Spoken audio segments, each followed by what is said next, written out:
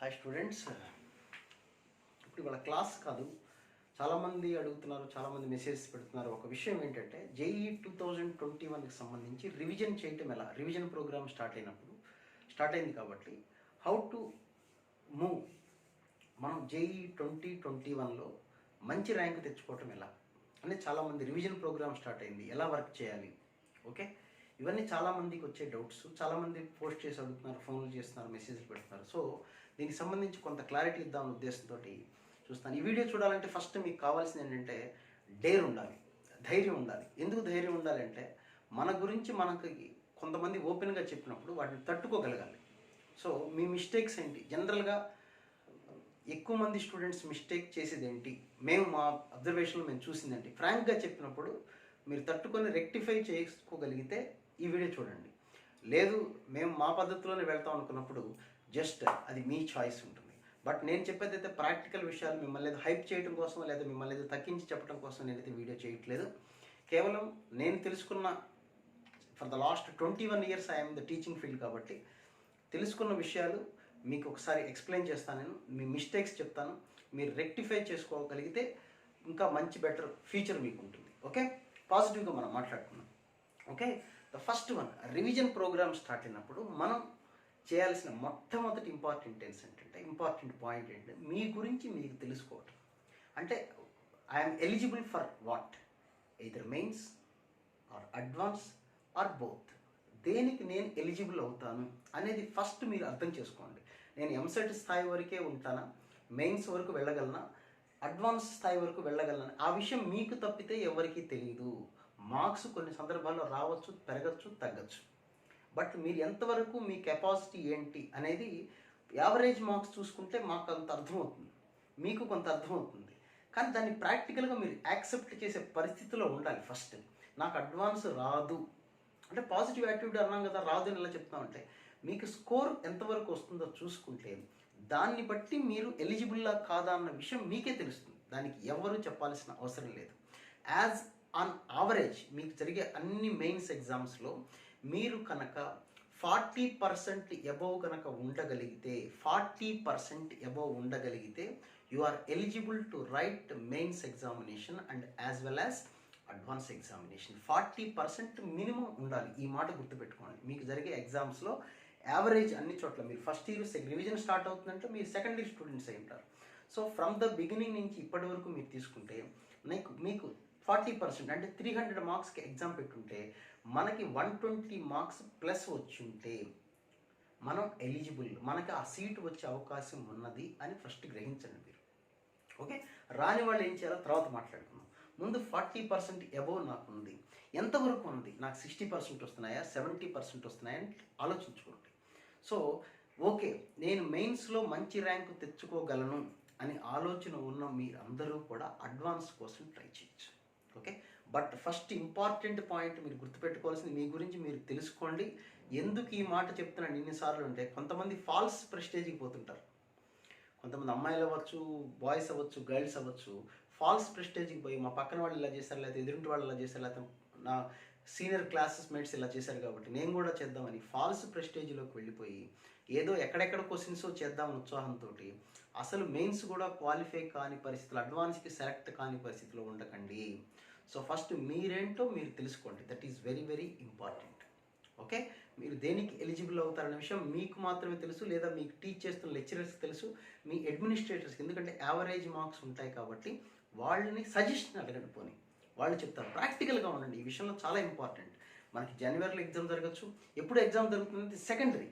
మన టార్గెట్ జనవరి అనుకోండి, జనవరిలోనే ఎగ్జామ్ రాయటం వల్ల ఉపయోగం ఏంటి అనేది ఇంకొక వీడియో పోస్ట్ చేస్తాను మీకు. జనవరిలో లాస్ట్ 2 yearsగా ఏం జరుగుతుంది, అసలు జనవరిలోనే ఎందుకు మంచి ర్యాంక్ వస్తుంది, ఏప్రిల్లో రాసిన వాళ్ళకన్నా ఎంత తక్కువ మార్క్స్ వస్తుంది అది ఇంకో వీడియోలో మాట్లాడతాను. ఫస్ట్ ఈ వీడియోలో రివిజన్ ప్రోగ్రామ్ చేయటం ఎలా, ఇందులో ఫస్ట్ పాయింట్ మీ గురించి మీరు తెలుసుకోండి. మీరు దేనికి ఎలిజిబుల్ అనే విషయాన్ని మీరే తెలుసుకోవాలి, లేదా మీ లెక్చరర్స్తో మాట్లాడండి, మీకు ఒక ఐడియా వస్తుంది. That is the first point.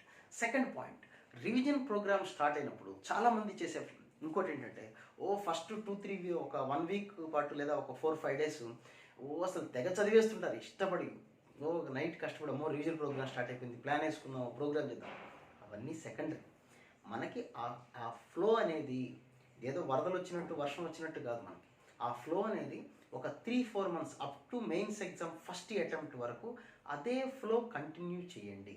That is very very important. ఆ ఫ్లోని మీరు తగ్గనివ్వద్దు. పాజిటివ్ యాటిట్యూడ్తో ఉండండి. ఇప్పుడు నేను చెప్పిన వాళ్ళందరూ ఎవరికైతే 40% అబోవ్ వస్తున్నాయో నాకు వస్తుంది, ర్యాంక్ వస్తుంది, మంచి సీట్ వస్తుంది. ఇందులో కూడా ఇంకో ఇంపార్టెంట్ పాయింట్ కూడా చెప్తాను. ఏంటంటే మీరు అడ్వాన్స్కి వెళ్ళాలి అంటే మెయిన్స్ క్వాలిఫై అవ్వాలి. ఏదో మామూలు మార్కులతో క్వాలిఫై అయితే అడ్వాన్స్ రాదు కదా. మనకి ఎలా క్వాలిఫై అవ్వాలంటే మెయిన్స్లోనే సీటు వచ్చేలాగా ఉండాలి. అప్పుడు ఒక ధైర్యం ఉంటుంది. ఏదో ఒక ర్యాంకు 5000 ర్యాంకు 10,000 ర్యాంక్ వచ్చింది, సో ఓకే నాకు ఎన్ఐటీలో సీట్ వస్తుంది, ఏదో ఒక ఎన్ఐటీ లేదా IIITలో సీట్ వస్తుంది అనే కాన్ఫిడెంట్ మనకు ఉంటే అడ్వాన్స్ని ధైర్యంగా ఎదుర్కొనగలం. లేదు ఇక్కడ జస్ట్ నార్మల్గా ఇప్పుడు 90% క్వాలిఫై అనుకోండి అడ్వాన్స్ రాసేవాళ్ళు, 91% వచ్చింది, మనకి మెయిన్స్ సీటు రాదు, ఎన్ఐటీలో సీట్ రాదు, అడ్వాన్స్ మనం ఏమైనా చేస్తామంటే అందులో కూడా లేదు. రెండిటికి కాని పరిస్థితి తెచ్చుకోవద్దు. సో మెయిన్స్లోనే మన టార్గెట్ అద్భుతంగా ఉండాలి. కాబట్టి మెయిన్స్ని ఈజీగా తీసుకోకండి. That is my suggestion. Okay, ఇది నెంబర్ 2 పాయింట్. నెక్స్ట్ పాయింట్కి వస్తే రివిజన్ బుక్స్ ఓపెన్ చేస్తారు అందరూ. ఇప్పుడు ఇందాక చెప్పాను, ఫస్ట్ ఎక్కువ నెంబర్ ఆఫ్ అవర్స్ ఫస్ట్ వీక్లో బ్రహ్మాండంగా చేసేసి లాస్ట్ వీక్ వచ్చేసరికి గ్రాడ్యువల్గా తగ్గిపోతూ ఉంటుంది. ఎగ్జామ్స్ దగ్గరికి వచ్చేసరికి లైట్ పర్లేదులే, అది కాదు. దాన్ని ఫ్లో కంటిన్యూ చేయండి. నెక్స్ట్ ఇంపార్టెంట్ పాయింట్ ఏంటంటే ఫస్ట్ రోజునే మీరు ట్రై చేయటం నోట్స్ చదవరు. ఎక్కువ మంది చేసే మిస్టేక్ ఏంటంటే నోట్స్ చదవరు.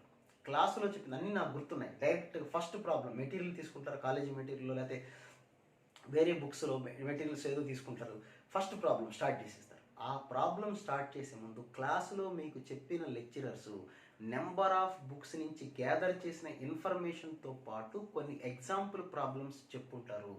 సో వాటిని మీరు కనీసం 1 or 2 days చదవకుండా మీరు డైరెక్ట్గా ప్రాబ్లమ్స్లోకి వేరే బుక్స్లోకి వెళ్తే యువర్ హాఫ్ నాలెడ్జ్గా మనకు చేసినట్టు అవుతుంది. ఐఐటి అంటే బుక్లోంచి క్వశ్చన్సే రావు, నాలెడ్జ్ బేస్డ్ క్వశ్చన్స్ ఎక్కువ ఉంటాయి. కాబట్టి మీరు ఆ పాయింట్ గుర్తుపెట్టుకోండి. మీకు ఏదో ఒక 1 weekలో ఒక టాపిక్ ఉందనుకోండి, 1 week ఫంక్షన్స్ టాపిక్ ఉంది మ్యాథమెటిక్స్ పరంగా, first 1 day or 2 days class చెప్పిన నోట్స్ మొత్తం రివైజ్ చేయండి. ఫిజిక్స్ అయినా అంతే, కెమిస్ట్రీ అయినా అంతే. క్లాసు నోట్స్ని మీరు నమ్మండి, లెక్చరర్స్ని మీరు నమ్మండి. ఫస్ట్ నమ్మి 1 or 2 days మీరు కంప్లీట్గా, మీరు ఏదో టైం పెట్టుకుంటారు, మ్యాథ్స్ 3 hours చేద్దామని, ఫిజిక్స్ 4 hours చేద్దాం, ఏదో ఉంటుంది మీకు ఆ టైం. ఆ 3 hours ఫస్ట్ 2 days కంపల్సరీగా మీరు క్లాసు నోట్స్నే ఫాలో అవ్వండి. క్లాసులో చెప్పిన ప్రతి ప్రాబ్లము ఫాలో అవ్వండి. లేదంటే ఫస్ట్ డేనే నాకు మొత్తం అయిపోయినాయి, క్లాసులో ఉన్న ప్రాబ్లమ్స్ అని అయిపోయినాయి, then what to do? Yes, it's good point. Next మీరు ఏం చేస్తారంటే ఆ టాపిక్ మీద కొన్ని ఎగ్జామ్స్ జరుగుంటాయి మీకు ఫస్ట్ ఇయర్లో, చాలా ఎగ్జామ్స్ జరుగుంటాయి ఆ టాపిక్స్ మీద, అయితే గ్రాండ్ టెస్ట్లు జరిగే ఆ టాపిక్లో ఉన్న క్వశ్చన్స్ వచ్చి ఉంటాయి. వాటిని ఒక్కసారి మీరు ఇది చదివిన తర్వాత ఓపెన్ చేయండి. ఓకే, కాలేజీలో పెట్టిన ఎగ్జామ్స్లో ఆ క్వశ్చన్స్ తీసుకొని రివైజ్ చేసుకోండి. దెన్ 3rd డేలో లేదా 2nd డే ఈవినింగ్ నుంచో అప్పుడు మీకు ఇచ్చే అసైన్మెంట్స్ ట్రై చేయండి, లేదా వేరే బుక్స్లో క్వశ్చన్స్ ట్రై చేయండి. అలా కాకుండా ఫస్ట్ రోజునే అసైన్మెంట్ ఏదో పంపించారు, లెక్చరర్స్ ఎవరో పంపించారు, గ్రూప్లో పెట్టారు, లేకపోతే ఒక అసైన్మెంట్ ఏదో ఉంది ఫంక్షన్స్లో, అది స్టార్ట్ చేసేద్దాం, రాదు.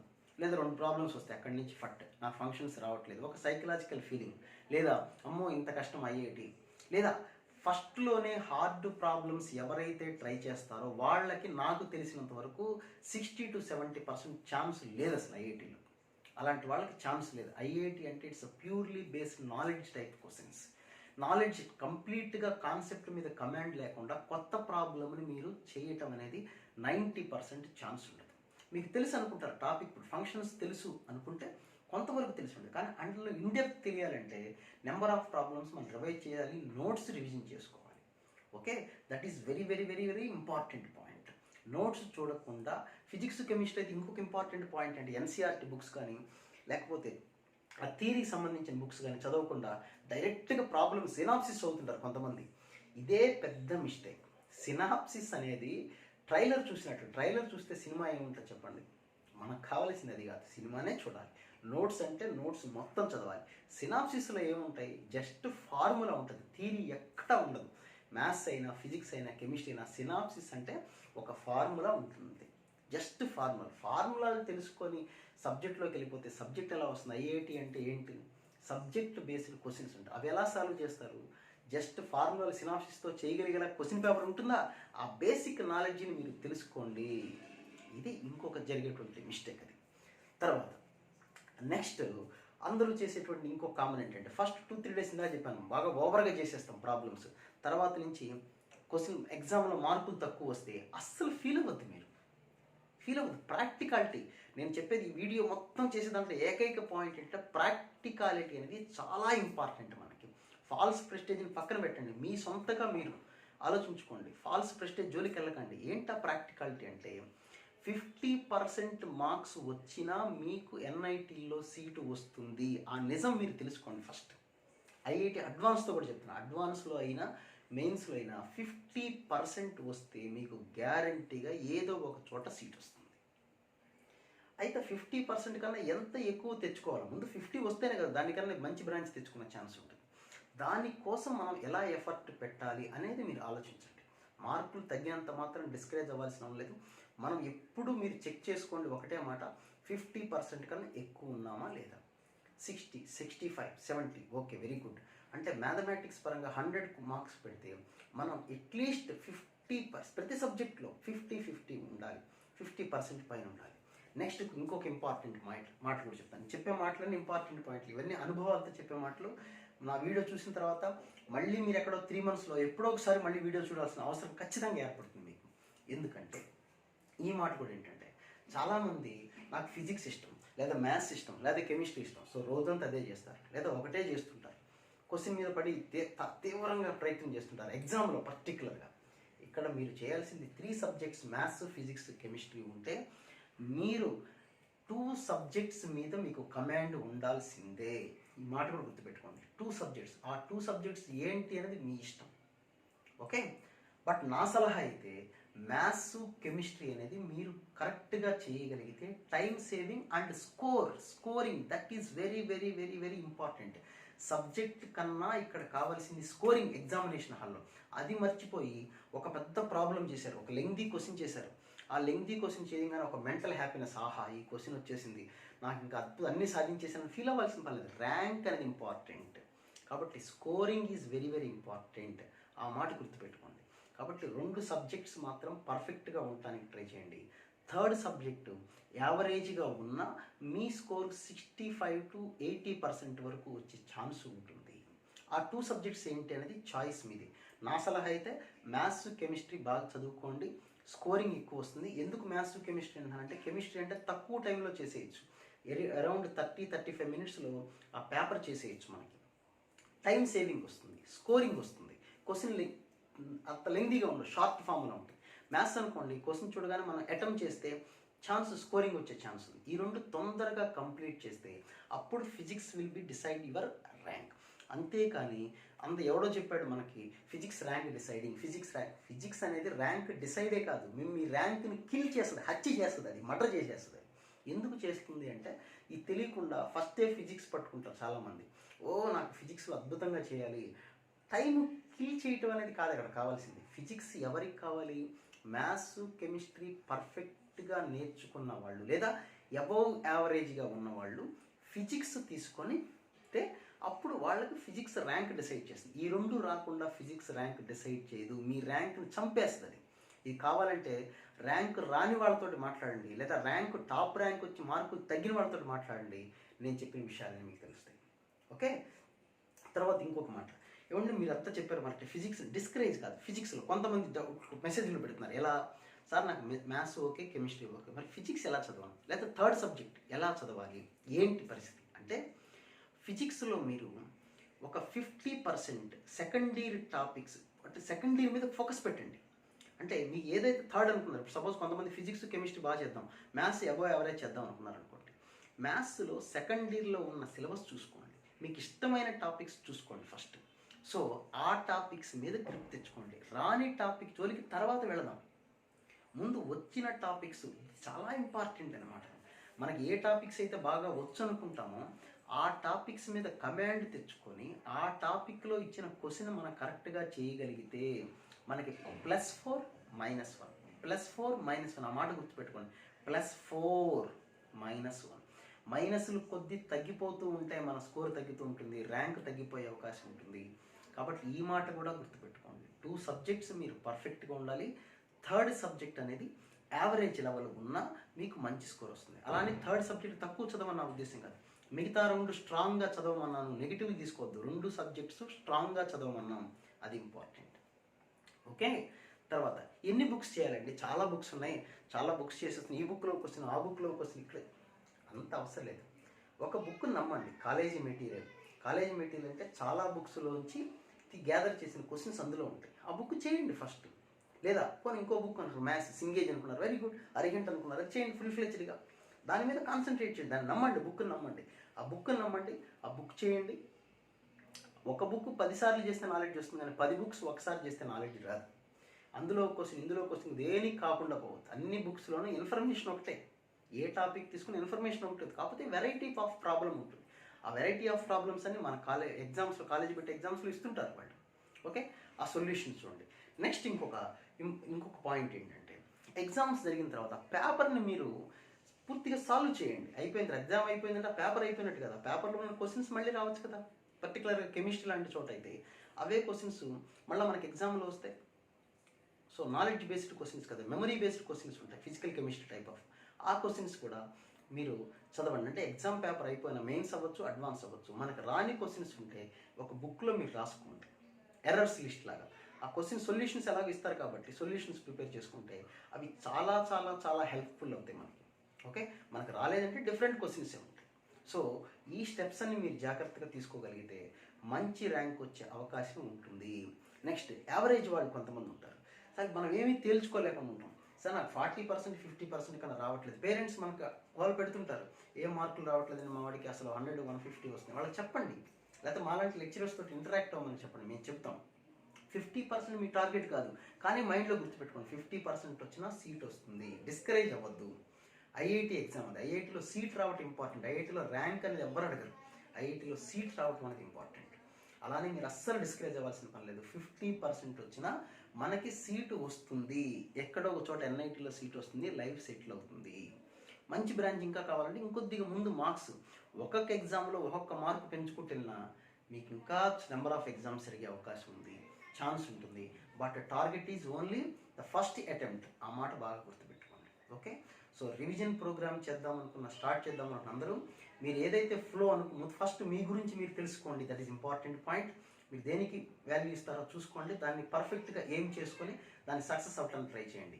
సెకండ్ ఇంపార్టెంట్ పాయింట్ ఏం చెప్పాను మీకు నేను, టైం ఫస్ట్ రోజుల్లో ఎక్కువ చేసి తర్వాత రోజుల్లో డ్రాప్ అవ్వకుండా అదే యాటిట్యూడ్ని, అదే మీ యొక్క గోల్ని ఆ ఎగ్జామ్ అయ్యేంత వరకు దాన్ని సస్టైన్ చేసుకుంటూ ఉండండి. That is very very important. Next, 10 రకాల బుక్స్ చేయక్కర్లేదు.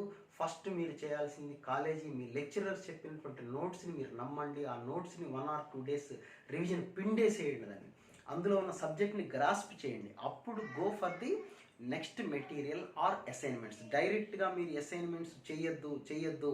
ఇలా చేసి మోసపోయిన వాళ్ళు చాలామంది ఉంటారు, చాలామంది ఉన్నారు, ప్రతి సంవత్సరం అక్కడ తగులుతుంటారు, ఆ మాట గుర్తుపెట్టుకోండి. ఓకే, నెక్స్ట్, టఫ్ క్వశ్చన్స్ చేయాలి అన్న ఆలోచన మైండ్లోంచి తీసేయండి ఫస్ట్. అసలు టఫ్ క్వశ్చన్స్ ఒక్కటే కాదు, మనకు వచ్చిన క్వశ్చన్ మిస్టేక్ చేయకుండా చేయటం అనేది చాలా ఇంపార్టెంట్. టఫ్ క్వశ్చన్స్ ఒక్కటే చేస్తుంటే ర్యాంక్ రాదు అసలు. టఫ్ క్వశ్చన్స్తో పాటు యావరేజ్, మీకు నేను ఇంకో వీడియో కూడా పోస్ట్ చేస్తాను, అందులో చెప్తాను మీకు ఏ ఇయర్లో ఎలాంటి క్వశ్చన్స్ వస్తున్నాయి, మోడరేట్ క్వశ్చన్స్ ఎలా వస్తున్నాయి, ఈజీ క్వశ్చన్స్ ఎలా వస్తున్నాయి, అది కూడా మీకు ఎక్స్ప్లెయిన్ చేస్తాను. సో మిస్టేక్స్ తగ్గించుకుంటమే మన ర్యాంక్కి హెల్ప్ చేస్తుంది. సో ఈ పాయింట్స్ అన్నీ గ్యాదర్ చేసుకోండి, నోట్స్ ఫాలో అవ్వండి. ఓకే, సో వీలైతే వీడియోస్ చూస్తుండండి. నేనైతే షెడ్యూల్స్ ఏది ఉంటే ఆ షెడ్యూల్ ప్రకారం కూడా నేను వీడియోస్ పోస్ట్ చేస్తూ ఉంటాను. కనీసం మనకి కొంతమంది చూసిన హెల్ప్ అనమాట. అంటే ఒక రివిజన్, ఒక గ్లాన్స్ లాగా సినాప్సిస్ మీద మీరు సినాప్సిస్ మీద బేస్డ్ అవ్వద్దు. ప్రాక్టికల్గా మీకు ఏమొచ్చో చూసుకోండి, రాని టాపిక్ని నేర్చుకోండి నిదానంగా. బట్ వచ్చిన టాపిక్ నుంచి క్వశ్చన్ మాత్రం మిస్ చేసుకోవద్దు, అది ర్యాంక్ పోవడానికి చాలా కారణం అవ్వచ్చు. సో ఈ పాయింట్స్ అని నేను చెప్పినవన్నీ ప్రాక్టికల్ పాయింట్స్ చెప్పాను. వీటిని మీరు ఎంతగా తీసుకొని దాన్ని రికవర్ చేసుకొని, మీలో ఈ మిస్టేక్స్ ఏమైనా ఉంటే కవర్ చేసుకొని మంచి ర్యాంక్ రావాలని, ఫస్ట్ టార్గెట్లో ర్యాంక్ కొట్టాలని, it's my ambition. Okay, thank you one and all the very best. Thank you.